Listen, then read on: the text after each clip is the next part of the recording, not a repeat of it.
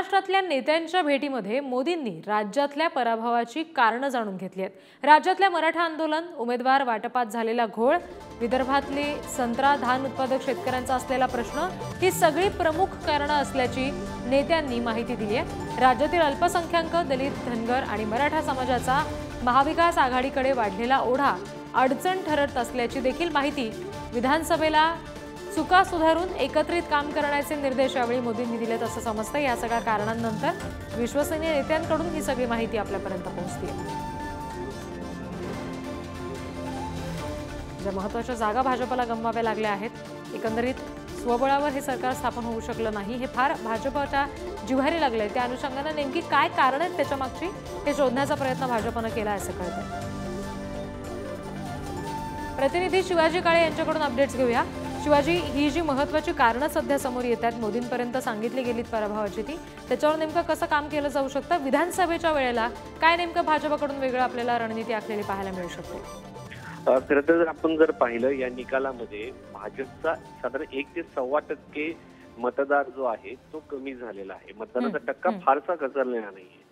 तरीही काँग्रेसच्या 10 पेक्षा अधिक जागा आलेल्या आहेत। शिवसेना ठाकरे गटाला मोठं यश मिळालेलं आहे आणि राष्ट्रवादीचे अध्यक्ष शरद पवार यांच्या पक्षालाही मोठं यश मिळालं। याची कारणं जी आहेत, जो भाजपचा मूळ कोर वोटर होता त्याच्यामध्ये धनगर समाज एक महत्वाचा होता, जो माधव गणित म्हणून पाहिला जायचं, तो आता महाविकास आघाडीकडे शिफ्ट होताना पाहायला मिळतोय। कारण सोलापूर, म्हाडा हे जे मतदारसंघ आहेत यामध्ये मोठ्या प्रमाणात धनगर समाज आहे, तो शिफ्ट झालेला आहे। दुसरा मराठा समाज जो आहे तो नेहमी विखुरलेला असायचा, कोणत्याही एका पक्षाला कधीही पाठिंबा दिलेला नव्हता।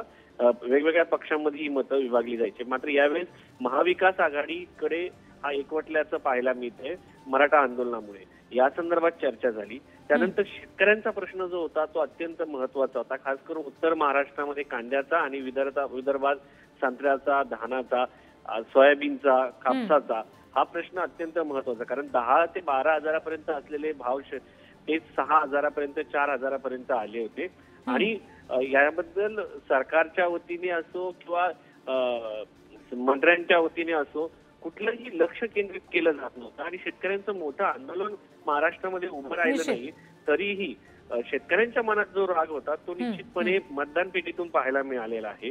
राज्यातील अल्पसंख्याक समाज, दलित समाज, धनगर समाज, मराठा समाज हे सगळे समाज एकत्र येत महायुती विरुद्ध त्यांनी मतदान केलेलं आहे। त्यामुळे हा मोठा पराभव झालेला आहे। अगदी, आणि या दृष्टीने विधानसभेला नेमका काय बदल दिसतोय भाजपकडून प्रचार होताना हे पाहणं सुद्धा महत्त्वाचं असेल। शिवाजी, धन्यवाद दिलेल्या सगळ्या माहितीसाठी।